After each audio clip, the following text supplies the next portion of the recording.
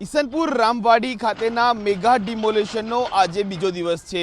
આપને દ્રશ્યો બતાવવા માંગીશ કે લગભગ જે ઈસનપુર રામવાડી તળાવ છે તે પર જે ગેરકાયદેસર બાંધકામ હતું તે બાંધકામ જે છે તે તોડી પાડવામાં હાલના તબક્કે આવ્યું છે। લગભગ જે તમામ જે દબાણ છે તે દબાણ અહીંયાથી દૂર કરવામાં આવ્યા છે। આ ખાસ કરીને ગુજરાત હાઈકોર્ટનો જે હુકમ હતો કે તમામ જે વોટર બોડીઝ છે તે વોટર બોડીઝ પર લોકો દ્વારા કરવામાં આવેલા જે ગેરકાયદેસર દબાણો છે તે દબાણો દૂર કરવામાં આવે અને ત્યારબાદ દક્ષિણ ઝોનનું આ સૌથી મોટું તળાવ છે અને ત્યાં ત્રીજા નંબરનું તળાવ છે। 167 કોમર્શિયલ બાંધકામ આ અગાઉ પણ તોડ્યા હતા અને 925 રહેણાંક બાંધકામ તોડવામાં આવી રહ્યા છે।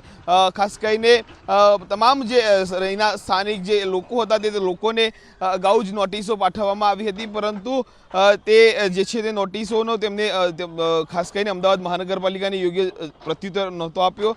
એટલે અમદાવાદ મહાનગરપાલિકા દ્વારા ડિમોલેશનની જે છે તે કામગીરી કરાઈ રહી છે। ખાસ કરીને જ્યાં ગેરકાયદેસર દબાણો લોકો દ્વારા ખડકી દેવામાં આવે છે ત્યાં જે છે તંત્રનું બુલડોઝર ચાલી રહ્યું છે અને તેના જ ભાગરૂપે અમદાવાદના ઈસનપુર વિસ્તારની અંદર રામવાડી જે તળાવ છે તે કહેવાય છે કે દક્ષિણ ઝોનનું સૌથી મોટું ત્રીજા નંબરનું તળાવ છે અને તે વોટર બોડીઝ પર એટલે કે તળાવની આસપાસ જે બાંધકામો કરવામાં આવ્યા હતા, દબાણો કરવામાં આવ્યા હતા, તે દબાણો છે તે હાલ દૂર કરવામાં આવી રહ્યા છે। લગભગ તમામ દબાણો છે તે દૂર કરી દેવામાં આવ્યા છે।